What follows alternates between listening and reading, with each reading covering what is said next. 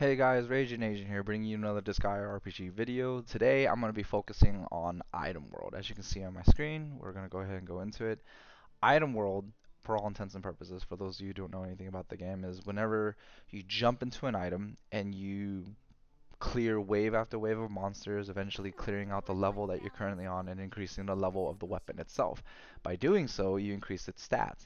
Now, this is another way of in giving you the stat increases needed to more or less increase your progress in the game and make it easier for everybody involved. Now, here's the thing. A lot of people don't know what's going on with Item World and 100% what it is, and I've played the game both on the console and enough on here to kind of sort of give you a breakdown of this. And basically, we have the shop, right, guys? And currently in the game, I believe someone put out a list of how far you can get in the game. I think it's like rank 27, I believe.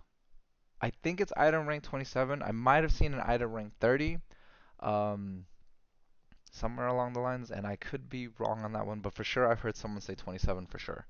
So item ranks basically is right here. Can you see my mouse? Yes, item rank is right here, and depending on the rank of the item, you basically have stronger monsters inside of it. Climbing through it gets harder, but also the stat increases are more amazing, right? So if we were to click on this and say go to item world, whatever, we would basically be looking around for an item to go into. Now I have a bunch of items from just randomly going through the game and kind of refreshing the shop. The like you have to do it every day, guys. You get five free refreshes a day. Use them. And what I kind of do is if I have enough money and I'm not really spending it on anything like reincarnating or buying a stuff, I buy all the innocents I can find. One of the things about Item World is a thing called innocent farming. Now in the game, you would farm innocents because you can combine them all together into one nice little jumble of a stack. For stats like attack, int, defense, HP, and all that, you could only stack like 100, or I believe even 1,000 was the limit at one point. They might have raised it. So like you can stack all of them on top of each other like that. Now, the difference between the game and this is that you guys have innocents that have rarity. That didn't exist in ours. Basically, for us, right, when we were playing the console, the innocents were just depending on like the number of them. Like it would just have a number assigned to it. Like for instance, if I wanted like an attack stat or whatever, it would give me. I can't remember what the name of the innocent was on the console, but basically it would say the name of the specific title of the person towards whatever, and then it would basically say a number next to it. And the number more or less depends on how rare the item is or how just randomly strong that innocent is inside of the item world itself. And then once you captured it, you had an item like a little farm area, like an island or something like that. You could just throw all the innocents in, kind of like how we have our little innocence list here. If you go to party, it'll be down here in the bottom right, innocent list, and you have like a warehouse you can shove them onto. I don't again, I don't play the JP one, so I don't know if there's like a place where you can combine them later, but it would make sense for you to be able to because to get insane stats in this game, you got to stack innocents, and it would make no sense if you couldn't combine them to more or less utilize or optimize your slots. So I I pretty much like farm innocents all day while I'm at work, because basically my job requires me to do certain rotations where I'm getting around, moving around, but while I'm moving around, I kind of leave my phone in a single place and I just kind of let it go through item world. And as you know, or as you should know, when you auto through item world, if there's an innocent, it stops at the innocent. Like it doesn't pause the game, but basically you stop autoing and it just gives you the options to bribe it or capture it or subdue it, basically. So you can auto through item world. You don't have to worry about killing the innocent because it doesn't always, it won't do that. Now, anyways, back to this. I innocent farm. Kind of what I do is if I'm actively still home or if I'm not too busy that day, I'll look around through my list of items. And as you can see, like there's common, rare, and you can even click on them to see what it is, kind of thing. Just click on it, go to details, and it'll show you kind of like what does that mean? Foundation, brain. I haven't actually taken the time to learn all of these 100% yet. I will at some point, but basically, like it'll even show you like eventually what is foundation. I mean, foundation probably means like HP, right? Because that's like the foundation of human of their character. Is like how does it stand? Probably HP. Physical, that most likely is like attack, right? Or foundation could be res for all I know, resistance and stuff like that, right? So if that's the case, and you're just specifically farming for like attack stats or something, physical, intelligence is also listed here somewhere. Looking for it. Oh, wow, I have a lot of physical. Brain, right? And that's pretty simple. Brain, intelligence, right? So if you're farming for specific stats for innocence, then this is the best way to do it. And that's kind of what item world is for. You're farming to more or less increase your stats on top of the item as well. Now, you can get a common item, rare item, legend item, and slot it on. And obviously, the stronger the rank of the item itself, the stronger the item stats that it gets per level. But also at the same time, like even a weapon that is legendary, like this Joker staff, for instance, but it could be a few ranks lower than the highest rank you possibly have. It still could be the best thing because you're able to stack 100 levels on top of the item instead of the 30 from a common and the 60 from a rare. And the stat increases does make a difference because without weapons and armor, our characters just get shredded when we're trying to climb through the game.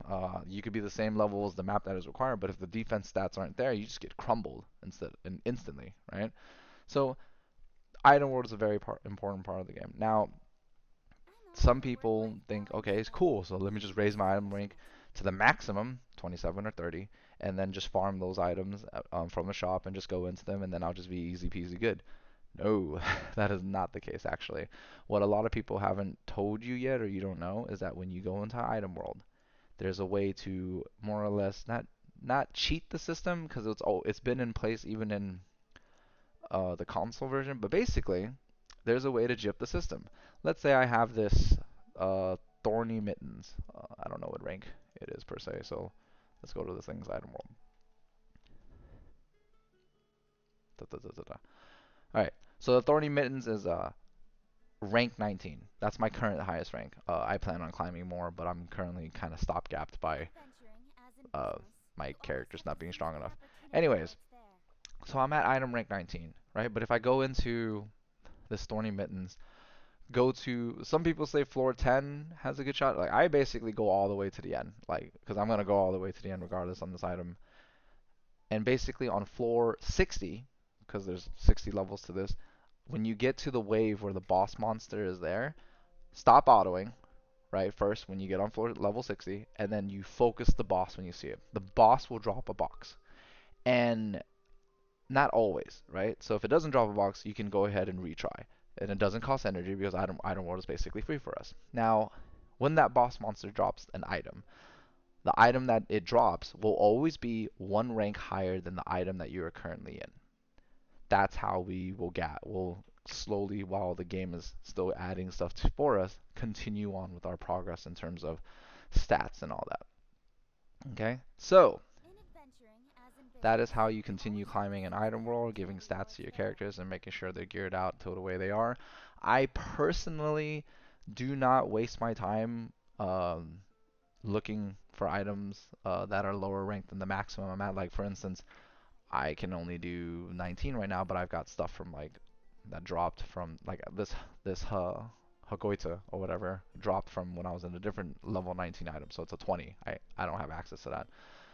Most likely when I try to upgrade these opera glasses because I want these innocence that's here, I'm gonna wait until a box drops on floor 60 or even in this muscle dream. Ooh, and guys, if you ever haven't tried going at your muscle dream, I don't. It's like insane. This rank 23 item kind of kicks my butt now, and it's just rough.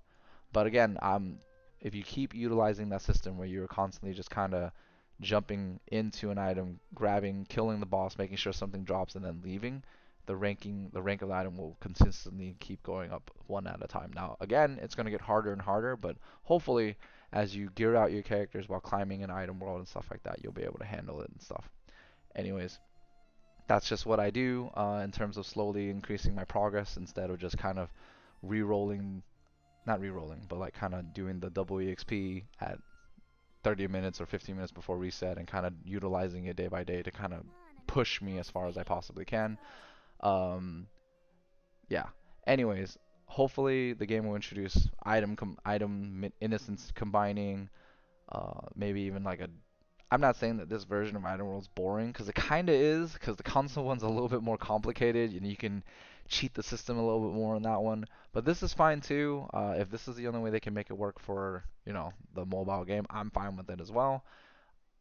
And it kind of gives us something to do outside of just sitting here staring, waiting for energy, and just using our gems for energy or using our pots for energy. So it is a nice little thing inside the game. Anyways, hopefully I addressed everything that probably you guys were thinking about and what you were confused about. If you like my video or not like what I'm doing out here, please leave me a comment and of course like my video and subscribe. And I will see you guys later.